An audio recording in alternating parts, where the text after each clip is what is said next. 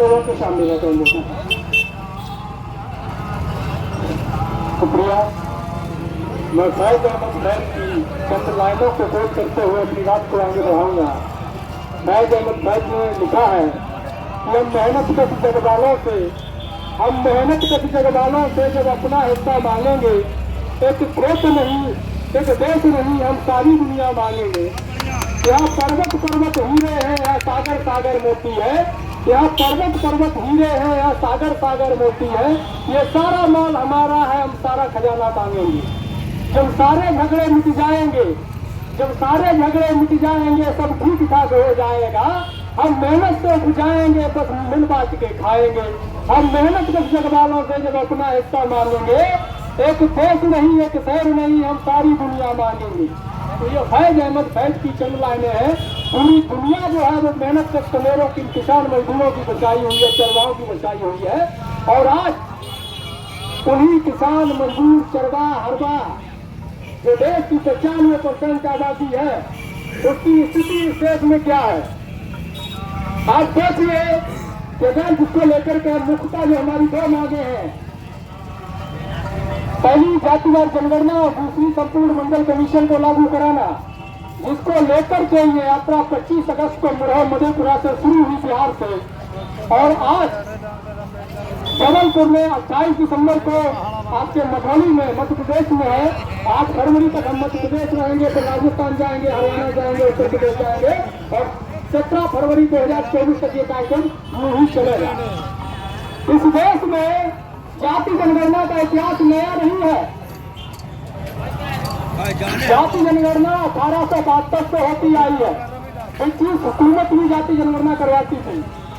SC और ST की जातियों की गिनती होती है, लेकिन इस देश में पिछड़ों की और अगड़ों की गिनती नहीं होती है। इस देश में कुत्ता, बिल्ली, गधा, घोड़ा, सुअर सबकी गिनती होती है, लेकिन इस देश में पिछड़ों और अगड़ों की गिनती नहीं होती है। सरकार का बस चले तो कीट पतंगों को भी गिनवा ले, लेकिन वो उनके बस के बाहर की बात है, इसलिए कीट पतंगों को नहीं गिन पाते।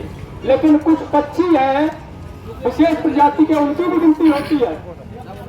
तो आप सोचिए कि इस देश में पिछड़ों को सरकार इंसान ही नहीं मान रही है। अरे इंसान तो जो कुत्ता, बिल्ली, गधा, घोड़ा, जानवर, सुअर भी नहीं मान रही है, क्योंकि अगर मानती होती तो उनके साथ में इनकी भी गिनती करा ली होती। जब देश आजाद हुआ, सत्ता का ट्रांसफर हुआ, नेहरू प्रधानमंत्री बने, तो नेहरू जी ने कहा, पहला काम किया कि हम जातियों को नहीं गिनेंगे। श्रद्धेय नेहरू जी ने विजन दिया कि अगर साहब जाति जनगणना करवाई तो देश में जातिवाद फैल जाएगा। तो मेरी कुछ सवाल है, आज वो नहीं है पर आप लोगों के सामने रख रहा हूं। सन 47 के दौर में, 48 के दौर में, जब देश धर्म के नाम पर, मजहब के नाम पर बच रहा था, भाषा के नाम पर बच रहा था, जब कत्लेआम हो रहा था, इधर से उधर से भर भर की लाशें आ जा रही थी, तो उस दौर में नेहरू जी ने धर्म को क्यों गिना। जब न्यू इंडिया बनाना था तो धर्म को क्यों गिना।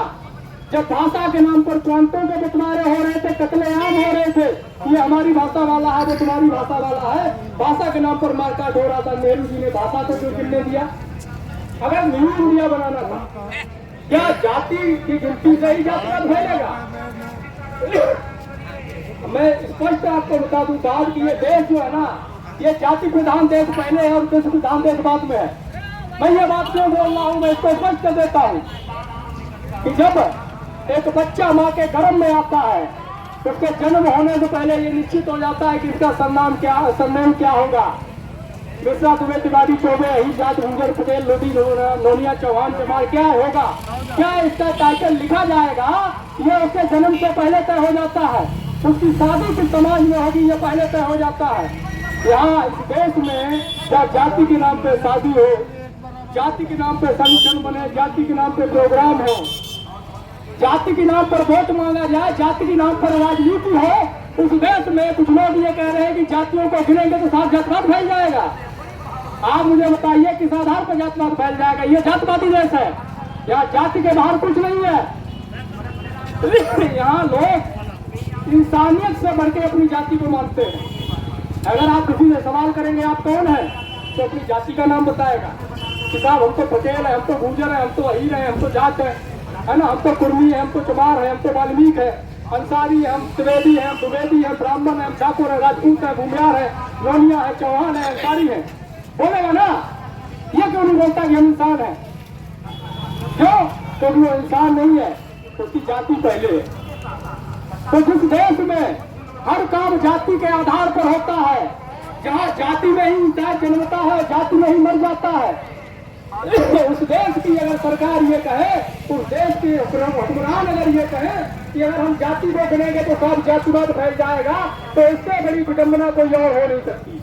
इससे भट्टा मजाक देश की जनता के साथ दूसरा हो नहीं सकता। ये तो वो क्या नाम है उसका, कपिल शर्मा जो कॉमेडियन है, उसको भी फेल कर रहे हैं हमारे हुक्मरान।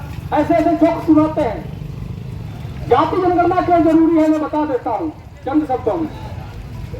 मान लीजिए कि आपके घर में कोई प्रोग्राम है, आपकी बेटी की शादी है, और अगर बाराती जो ससुराल पक्ष है बेटी का, वो आपको ये ना बताए कि साहब हम कितने लोग आने वाले हैं शादी में बारात लेकर के, तो आप ये बताइए मुझे, आप जवाब दीजिए कि क्या आप उनकी सही व्यवस्था रहने खाने की सोने की कर पाएंगे क्या?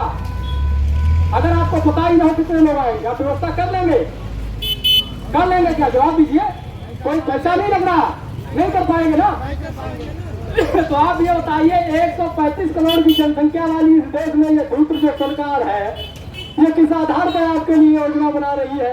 किस आधार पर कह रही है कि हमने साहब आपके लिए ये योजना लाई है, ये फंड आपके लिए रिलीज कर दिया, वो व्यवस्था आपके लिए कर दी, ये स्कॉलरशिप दे दी, वो हॉस्टल बना दिया? कैसे कह रही है? ये जो पाखंडी मनवादी सामंतवादी सरकार है, ये आपको लूटने का काम कर रही है। सदियों से लूटते आए हैं लुटेरे वर्ग के लोग। आपको समझना पड़ेगा, जब आप अपने घर के छोटे से फंक्शन को बगैर नंबर के क्लियर नहीं कर सकते, बगैर आंकड़ों को उनकी व्यवस्था नहीं कर सकते, तो 135 करोड़ की जनसंख्या में कैसे होगी? इसलिए ये जरूरी है कि जातियों को गिना जाए। जब जाति जनगणना होगी तो इससे कई चीजों के लाभ मिलेंगे। और आज क्या होंगे? उससे ये पता चलेगा कि देश की जो व्यवस्था है उसमें किसका कब्जा है, संसाधनों पर किसका कब्जा है, नौकरियों में किसका कब्जा है, जमीनों पर किसका कब्जा है, जंगल पर किसका कब्जा है, न्यायपालिका में किसका कब्जा है, 1 लाख की नौकरियों में कौन है, चपरासी कौन है, देश के बड़े बड़े उद्योगपति कौन है और मजदूर कौन है, देश के जमींदार कौन है, मजदूर कौन है। जाति जनगणना होगी तभी तो पता चलेगा ना, जाति जनगणना होगी तभी तो पता चलेगा ना कि मीडिया के एंकर कौन है और उसकी जो चाय पिलाने वाले ऑफिस में होते हैं वो कौन है, 1 लाख की नौकरियों में कौन है, किस समाज के कितने लोग शिक्षित हैं, किस समाज में कितने लोग बेरोजगार हैं, किस समाज के कितने लोग उद्योगपति हैं, अधिकारी रैंक के हैं। जब तक जातियों के आंकड़े नहीं आएंगे तब तक ये क्लियर ही नहीं हो सकता कौन समाज पिछड़ गया है और किसके लिए व्यवस्था करनी है, तो कितनी व्यवस्था करनी है, ये आंकड़ों से ही तय होता है। तो इसलिए ये जरूरी है कि जाति के आधार पर जनगणना करवाई जाए। रहा सवाल मंडल कमीशन की जो हमारी मांग है, मैं उससे भी थोड़ा प्रकाश डालूंगा। आपने सुना होगा और ज्यादातर हमें बताया जाता है कि साहब मंडल कमीशन जो है ना वो नौकरियों में, चंद नौकरियों में 27% ओबीसी, आपके मध्य प्रदेश में तो वो भी नहीं मिल रहा, 14 ही मिल रहा है, दावा बार बार खा ले रहा है। 27% आरक्षण देने की व्यवस्था पर है, ये पूरी तरह झूठ है। अभी हमारे भाई साहब ने मुख्य 22 रिकमेंडेशन को आपके सामने पढ़ा, आपको क्या लगा उसने कितनी नौकरी के बारे में? सिर्फ एक। मंडल कमीशन की 40 सिफारिशें हैं जिसमें एक सिफारिश सिर्फ नौकरी के लिए इशारा करती है। नौकरी के लिए क्यों करती है? उसका कारण ये है कि किसी समाज का अगर एक व्यक्ति अच्छी नौकरी पा जाता है तो उसके नौकरी पाने से भला आर्थिक उत्थान सिर्फ एक परिवार का होता है, लेकिन जो सामाजिक उत्थान है, जो मानसिक लेवल है, वो पूरे समाज का बढ़ता है। और अगर ऐसा नहीं है तो आप देखिए आपके जाति संगठन है और तमाम जो लोग हैं, अगर उसकी जाति में कोई टॉप कर जाता है, कोई अच्छी नौकरी में लग जाता है तो उसका पोस्टर बना के लगवाते हैं। तो ये क्या है? मानसिक प्रभाव पड़ता है। तो इसलिए ओबीसी को 27% रिजर्वेशन नौकरियों में देने की बात की गई ताकि इसका मानसिक लेवल अप हो और ये प्रेरित हो आगे बढ़ने की। बाकी की जो सिफारिशें हैं वो एजुकेशन रिफॉर्म को लेकर के हैं। जैसे कि अभी बताया गया कि ओबीसी के बच्चों के लिए आबादी क्षेत्रों में निःशुल्क छात्रावास की व्यवस्था हो, जहाँ हमारे समाज के बच्चे निःशुल्क पढ़ सके, रह सके, खाने पीने की व्यवस्था हो। इंग्लिश मीडियम स्कूलों की व्यवस्था हो, जहाँ हमारे समाज के बच्चे निःशुल्क पढ़ाई कर सकें। हमारे बच्चों के लिए जो हाई एजुकेशन है, जो उसमें दाखिला लेते हैं, तो उनके लिए निःशुल्क कोचिंग की व्यवस्था हो, उनके लिए स्कॉलरशिप की व्यवस्था की जाए। जो हमारे भूमिहीन ओबीसी है, उनके लिए भूमि सीलिंग कानून लाया जाए और सभी को 5-5 बीघा करीब जमीन दी जाए, ताकि वो अपने रहने का और खाने का बंदोबस्त उस जमीन को कर सकें। आर्थिक उत्थान के लिए निगम बनाया जाए, आयोग गठित किए जाए, वित्तीय निगम बनाए जाए, ओबीसी कल्याण आयोग बनाया जाए। इन चीजों की सिफारिश है। क्या है आपके यहाँ? न मध्य प्रदेश में, न इस देश में, न ओबीसी मंत्रालय है, न ओबीसी निगम है, न कल्याण बोर्ड है, जबकि विप्र कल्याण बोर्ड कई प्रदेशों में है, बिहार कल्याण बोर्ड भी है, और भी कई कल्याण बोर्ड। हमें उनके कल्याण उनसे आपत्ति नहीं है। हमारा शर्त यह है कि हमारा क्यों नहीं, किसको मिल रहा है उससे मतलब नहीं। हम ओबीसी समाज के लोग हैं और हमने एक बात हमेशा कही है कि साफ जनसंख्या करा लो, जनगणना करा लो और जनसंख्या के हिसाब से जिसका जितना बनता है बराबर बांट। हमेशा हम यही बात कहते हैं। हमने कभी यह बात नहीं कही है कि फला समाज को न दिया जाए और फला समाज को दे दिया जाए। हम कहते हैं कि जिसका जितना हक है उसको उतना दे दो, न किसी को कम दो, न किसी को ज्यादा दो। तो इसको लेकर के ये पूरा कार्यक्रम हम लोग चला रहे हैं। और ये पूरी लड़ाई जो है, आप देखिए अभी उत्तर प्रदेश में कल की घटना है, निकाय चुनाव में ठीक उसी तरह आरक्षण को खत्म किया गया जिस तरह आपके मध्य प्रदेश में किया गया था। जब ईडब्ल्यूएस लागू करना होता है तो सरकार छोड़िए, सुप्रीम कोर्ट के माननीय जो जाति विशेष से आते हैं, जो परिवार विशेष से आते हैं, जो कॉलेजियम से पैदा होते हैं, डायरेक्ट जज की कुर्सी पे आके गिरते हैं बिना कुछ खाए पिए, वो लोग ये कहते हैं कि कोई आंकड़ा नहीं चाहिए साफ। जिनकी आबादी 7% है वो 10% देश में गरीब है। ताज्जुब की बात है ना, देश में जिसकी आबादी 7% है उनके गरीबों की संख्या 10% है। आप उनको 10% दे दो, कोई आंकड़ा नहीं चाहिए, कोई क्लेरिफिकेशन नहीं चाहिए, कोई प्रमाणिकता नहीं चाहिए, दे दो 10%। लेकिन जिनकी आबादी 70% है उनको 27 भी नहीं देने देंगे। उनके आंकड़े चाहिए, पेपर टेस्ट चाहिए, उनके लिए आपको प्रमाणित कराना पड़ेगा कि आप पिछड़े हो, साबित करना पड़ेगा कि आप पिछड़े हो, आपको आंकड़े देने पड़ेंगे, आपकी इतनी संख्या है। लेकिन 7% वालों को 10% दे दो, क्यों? क्योंकि वो तो 7 प्रभु वर्ग से आते हैं और जज साहब भी उन्हीं के रिश्तेदार हैं, तो रिश्तेदारी तो निभाएंगे ना। तो जब तक कॉलेजियम रहेगा, कॉलेजियम क्या है? हमारे समाज के जो नौजवान है बेचारे मेहनत करते हैं, एक चपरासी की नौकरी के लिए 10-10 ठोकर खाते। और पता है जज कैसे बनता है आपके देश में? आपके देश में जज कैसे बनता है कितने लोगों को मालूम है? अगर मालूम है तो हाथ उठा दीजिए। किसी को मालूम है क्या? मालूम है? एक साथी को केवल ये मालूम है कि आपके देश में जज कैसे बनता है। पता है इस देश में जज बनने की प्रक्रिया क्या है, उसकी योग्यता क्या है? उसकी योग्यता ये है कि आप विशेष जाति में पैदा हो, जज आपके परिवार का कोई जज रहा हो, चाहे आपका जीजा रहा हो, फूफा रहा हो, साला रहा हो, साली रही हो, आपका दाऊ रहा हो, ताऊ रहा हो, चाचा रहा हो, बाप रहा हो या भाई रहा हो या भौजाई रही हो, कोई भी आपके परिवार में जज रहा हो और वो आपको 10 साल की प्रैक्टिस तो कैसे भी करा देगा। आप अपने ही क्षेत्र में देख लीजिए, तमाम एडवोकेट ऐसे आपको मिल जाएंगे जो 20 साल से प्रैक्टिस कर रहे हैं, लेकिन उनको लॉ की फुल फॉर्म नहीं पता होगी। तो 10 साल की प्रैक्टिस तो कोई बड़ी बात नहीं है जज को अपने बेटे या अपने रिश्तेदार को कराने की। उसके बाद एक कॉलेजियम जिसको कहते हैं, उसके तहत एक कमेटी बनती है 5-7 लोगों की। उस कमेटी में कौन होता है मालूम है?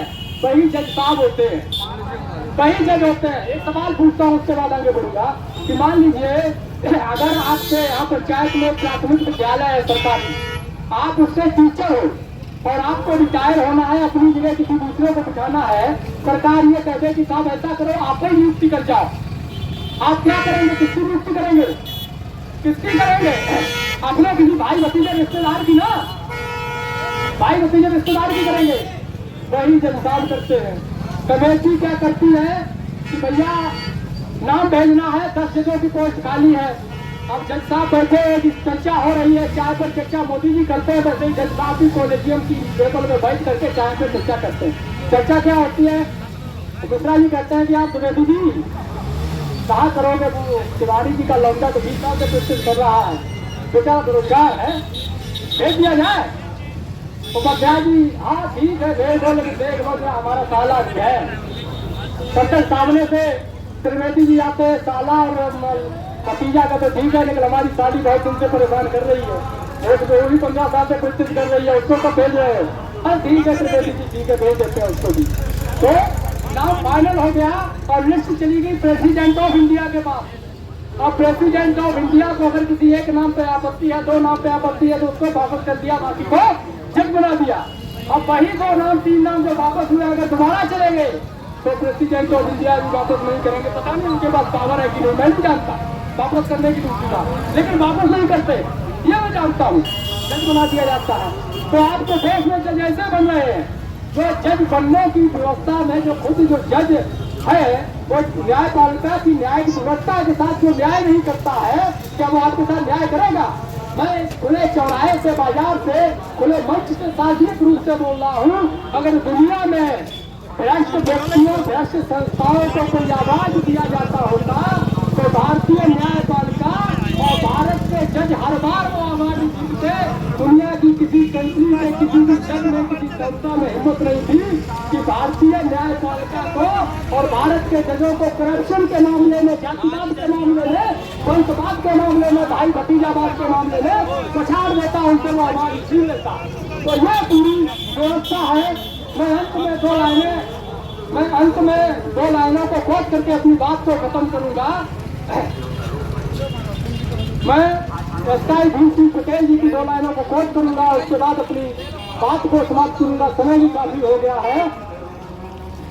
आहों से पत्थर पिघलेगा, आहों से पत्थर पिघलेगा, इस धोखे में मत रहना, आहों से पत्थर पिघलेगा, इस धोखे में मत रहना, बिना लड़े इंसाफ मिलेगा, इस धोखे में मत रहना। इस भारत के जर्रे जर्रे में अपना हिस्सा है, इस भारत के जर्रे जर्रे में अपना हिस्सा है, कोई बुला बुला के देगा, इस धोखे में मत रहना, बिना लड़े इंसाफ मिलेगा, इस धोखे में मत रहना। जय भीम, जय जोहार, जय मंडल, जय संविधान।